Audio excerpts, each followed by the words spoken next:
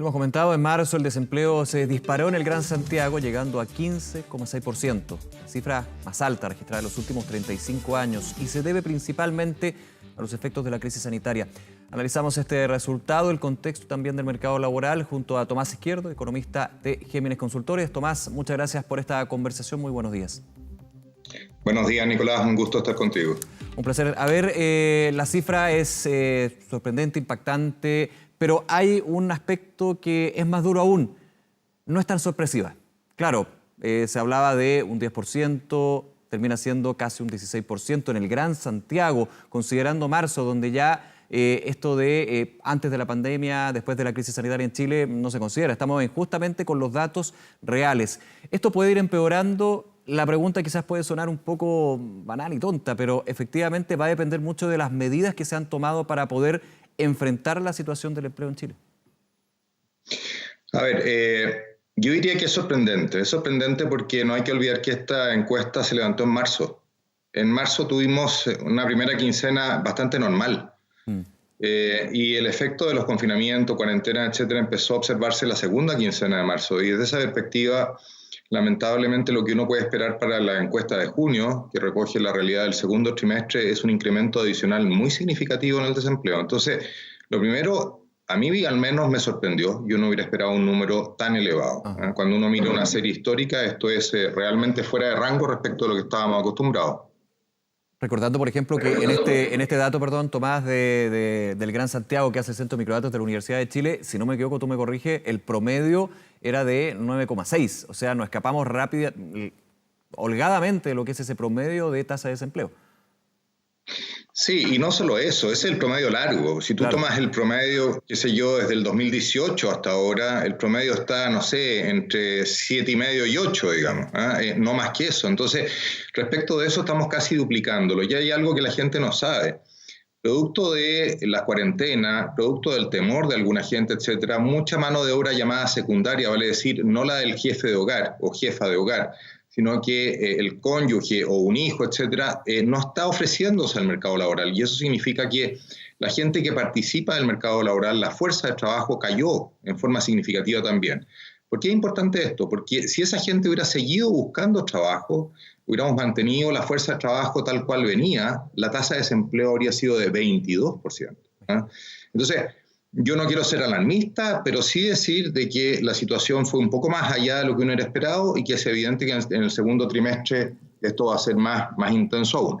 Lo que sí es cierto es que el fenómeno que estamos observando va a ser fuerte principalmente en la región metropolitana, probablemente en Concepción, en Valparaíso, Viña del Mar, en las ciudades más grandes, Antofagasta. Porque si uno se va a regiones en general, la actividad económica está más diluida entre el mundo urbano y el mundo rural. En cambio, en el caso de la región metropolitana, el gran grueso de la actividad está en el Gran Santiago. Claro, por eso va a ser importante tener la fotografía del INE, el dato que va a entregar de empleo a nivel nacional para ir de alguna manera segmentando lo que es la situación del empleo. Sí, bueno, esa información la iremos a tener mañana. El punto es que, ojo, la encuesta del INE es una encuesta bastante insensible a los ciclos de actividad. Lo que uno ha visto en los últimos años es que la tasa de desempleo se ha mantenido prácticamente estable desde el 17 hasta el 19, en circunstancias que tuvimos años en materia de actividad económica bastante distintos. En un caso, crecimientos bajos de 1,5%, en otro caso, crecimiento cercano al 4%. Lo digo porque yo no espero que la encuesta del INE tenga un salto proporcional al que estamos observando en la encuesta de la Universidad de Chile. La encuesta del INE históricamente ha sido menos sensible al ciclo de la actividad. Va a haber un repunte, sin duda. Lo otro que hay que tener en cuenta es que vamos a estar tomando el trimestre móvil que termina en abril. El pic de desempleo lo vamos a ver probablemente en el trimestre móvil que termine en junio. Ahí se va a tomar completamente el efecto de las cuarentenas sobre el mercado laboral. Ahora, Tomás, te llevo a lo que son las medidas. Por ejemplo, le escuchaba a la ministra del Trabajo, también conversamos con el subsecretario del Trabajo, de que este dato de marzo de la encuesta de la Universidad de Chile no considera lo que es la Ley de Protección del Empleo, por ejemplo, que comienza en abril. Uno pensaría que ante el contexto, como tú decías, una fuerza de trabajo que está expectante porque no hay nuevos puestos de trabajo, no hay opción de conseguir empleo a aquellos que están cesantes. Esta ley de protección del empleo para otro sector, donde se habla de una persona que está congelada en su vínculo laboral, podría de alguna manera contener el alza del desempleo. O sea, yo ahí te hago la pregunta, de ninguna manera bajar esa tasa, porque no hay nuevos puestos de trabajo, pero sí contener una alza que podría ser mayor. Sí, efectivamente lo que tú dices tienes toda la razón. Aquí hay dos efectos que pueden ayudar a contener la tasa de desocupación. Uno es la gente que deja de ofrecerse en el mercado laboral, o sea, una fuerza de trabajo que disminuye, como lo está reflejando la encuesta de la Universidad de Chile, simplemente porque, como tú bien dices, bueno, ¿para qué voy a salir a buscar pega si no hay ni una posibilidad de encontrar pega? Entonces, esa persona, si es entrevistada, va a decir, no, yo no he estado buscando trabajo y por lo tanto no es parte del mercado laboral y no aparece como desempleada. Y lo otro es que efectivamente la Ley de Protección del Empleo va a ser un aporte. El INE ya dijo explícitamente que en su encuesta iba a preocuparse de que aquellas personas que estén en la circunstancia de suspensión de su puesto de trabajo acogido a esta ley no se declare como desempleada. Eso es bien importante, porque si es que uno acumulara además aquella gente que está con su puesto de trabajo suspendido acogiéndose a esta ley, bueno, ahí el incremento en la tasa de desempleo sería significativamente mayor. Yo espero que esto lo tome bien el INE y por lo tanto esa gente no aparezca como desocupada. Ahora, hablemos un poquito de la informalidad, que es clave también en este contexto de mercado laboral. ¿Cómo la ves tú? Porque también es un punto. Puede que haya dentro de la cifra un empleo informal con todas las características que tiene y conocemos que puede sostener esta tasa de empleo, pero sabemos que efectivamente con las medidas de confinamiento, con las restricciones, con la situación económica, recesión, el empleo informal es el más vulnerable de todos. Absolutamente, y eso es quizás lo más crítico en una crisis de este tipo.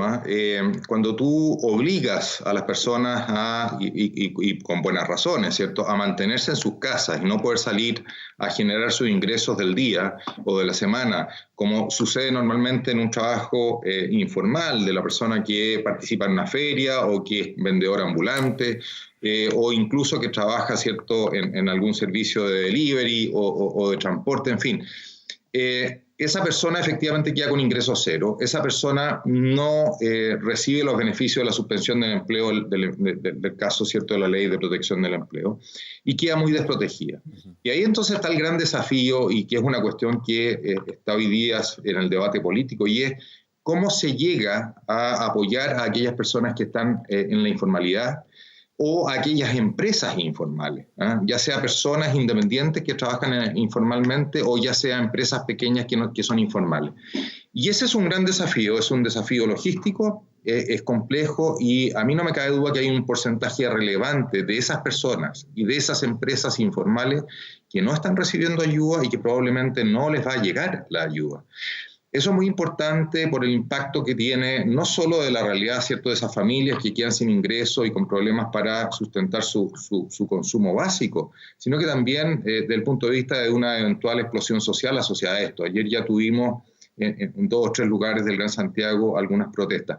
Yo no quiero decir de que esto vaya a escalar, ojalá así no sea, porque no ayudaría en nada que además volviera, ¿cierto?, una situación de política, digamos, crítica y con movimientos violentos y ese tipo de cosas, o saqueos y ese tipo de cosas. Sería tremendo porque metería aún más ruido a una situación muy compleja.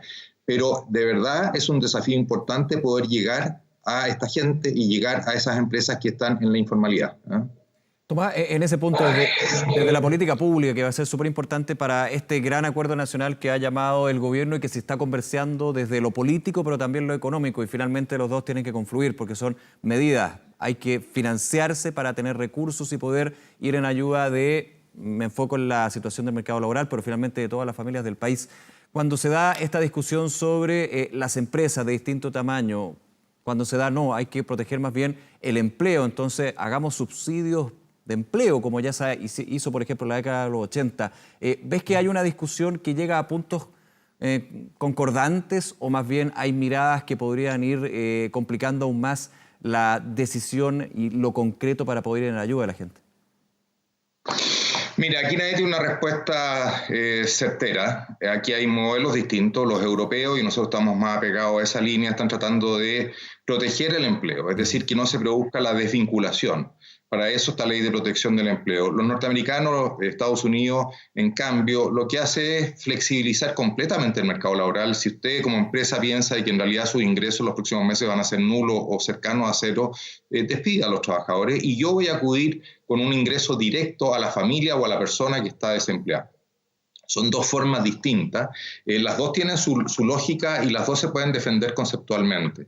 Ahora, aquí hay un gran desafío. Yo creo que lo que tenemos que dejar detrás es este ideologismo que dice que solo hay que ayudar a las empresas pequeñas, a las personas que están en condición más precaria y no a las grandes empresas. Yo creo que eso es una miopía tremenda, porque finalmente, cuando tú tratas de salvar a una pyme, muchas de esas pymes, aunque tú le entregues crédito, finalmente no van a subsistir. Van a morir como emprendimiento y probablemente 2 o 3 meses después la persona que está detrás de ese pyme va a reflotar otro tipo de emprendimiento, es más flexible. Las grandes son las empresas grandes, además. Claro, en el caso de las empresas grandes el tema es mucho más complejo. El efecto que tiene a nivel macro, el efecto multiplicador en términos de todo lo que abastece a las grandes empresas es enorme. El caso de LATAM es un caso emblemático, ya se ha hablado, 10.000 trabajadores directos, pero un efecto enorme sobre muchas otras actividades del país. Entonces, saquémonos de la cabeza esto de que estamos cuidándole los intereses a los ricos, veamos cuál es el mecanismo en que el Estado queda más protegido respecto de que los recursos que entregue a las grandes empresas van a ser recuperados en el tiempo, pero es súper importante salvar sobre todo grandes empresas que son rentables, que son solventes y que explican una parte relevante de la actividad y del crecimiento futuro del país. Y desde esa perspectiva se entiende que va a haber anuncios nuevos por parte del ministro Briones. Lo que ha sucedido lamentablemente con toda la liquidez que se ha inyectado, con todos los fondos de garantía que se ha inyectado al sistema financiero para que vayan a acudir a las empresas, es que lamentablemente los bancos cuando tienen que escoger prefieren ir a una empresa relativamente más solvente y más grande y no a una más precaria y más pequeña. Entonces los fondos están llegando finalmente no donde se suponía que tenían que llegar. Y ahí surgen alternativas. Y eso es lo que probablemente va a presentar el ministro Briones. ¿Cuáles son esas alternativas? Bueno, que las empresas grandes puedan acudir a financiamiento por vías que no son las usuales, ya sea fondos de inversión, inversionistas institucionales, que estén dispuestos a salir a rescatar estas grandes empresas con algún interés. ¿Te fijas? El interés es que a lo mejor van a ser parte, van a tener un acceso preferente a la propiedad de esa empresa, van a tener una preferencia al momento de cobrar sus acreencias. Se puede llegar a diluir la participación también en la empresa. Bueno, eso ya es un hecho, eso ya va a pasar. Piensa tú en el caso de LATAM, evidentemente los controladores están ya a esta altura bastante diluidos y van a seguir diluyéndose. Y el otro punto, y esto se ha hablado poco, pero es muy interesante, es lo que ha hecho Estados Unidos y la Reserva Federal. ¿Qué hace la Reserva Federal? Sale a comprar títulos de todo tipo, o sea, la Reserva Federal compra directamente bonos de empresa. Una empresa que necesita financiarse emite un bono a largo plazo, y aunque esa empresa sea riesgosa, la Reserva Federal igual la está comprando. ¿Por qué es importante?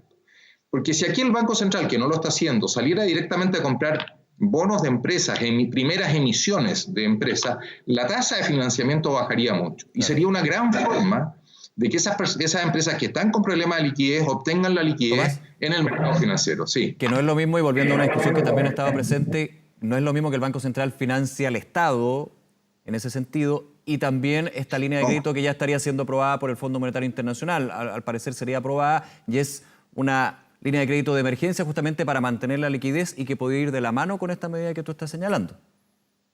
Sí, a ver, ahí hay que hacer una distinción. El financiamiento directo al gasto público está prohibido por ley. Así es. Y por lo tanto eso dejémoslo en otro carril, eso yo diría que tiene cero viabilidad, digamos, en un plazo razonable. Yo creo que eso no va a suceder. Es de las ataduras más fuertes que tiene el Banco Central por toda la historia económica de Chile, el vínculo entre los déficits fiscales, la inflación, etcétera. Eso no va a pasar. Esto otro que estamos hablando de que el Banco Central salga a comprar deuda, sí, perfectamente posible. Yo creo que eso es más bien tema de reglamento y eso habría que hacer modificaciones para que así sea posible. Y lo de la línea de crédito que aprueba el Fondo Monetario, ahí no hay que confundirse. Lo más probable es que esa línea de crédito no se ocupe. ¿Qué rol cumple esa línea de crédito entonces? Simplemente aumentar las reservas, porque el rol es el mismo que el de las reservas internacionales. Es una línea de crédito que tú la giras cuando quieras, cuando necesitas el dinero, lo tienes. ¿Te fijas? Entonces, tiene la gracia de que es como que tuvieras más reservas, tiene un costo bastante acotado y eso da tranquilidad en un eventual escenario que la cosa se complique mucho más a nivel global y dado el alto nivel de deuda por los mercados internacionales de Chile. Así es, además, o sea, Chile tiene mucha deuda externa privada. Esa deuda hay que servirla en dólares. Y por lo tanto, si la cosa se complica mucho y hay que efectivamente pagar deuda externa y no están las divisas, está este fondo. Pero yo no creo que eso se vaya a usar, simplemente está ahí para dar más confianza de que no hay ningún riesgo de que haya incapacidad de pago, que es lo que tiene Argentina hoy día. Por ejemplo, Argentina no puede cumplir con sus compromisos de deuda externa. Bueno, en Chile tampoco estaba en riesgo eso, pero además para asegurarnos aún más frente a un deterioro, insisto, adicional, es que se toma esta línea de crédito que yo creo que no se va a ocupar. Pero no hay que mezclar las cosas, no hay disponibilidad, eso no es plata que se obtuvo para gastar en temas sociales, eso es simplemente una línea de sobregiro que tiene nuestro Banco Central afuera, digamos. Bien, Tomás Izquierdo, muchísimas gracias por esta conversación y que tengas un buen día. Nos vemos. Un gusto, Nicolás, que estés bien. Hasta luego, igual, gracias.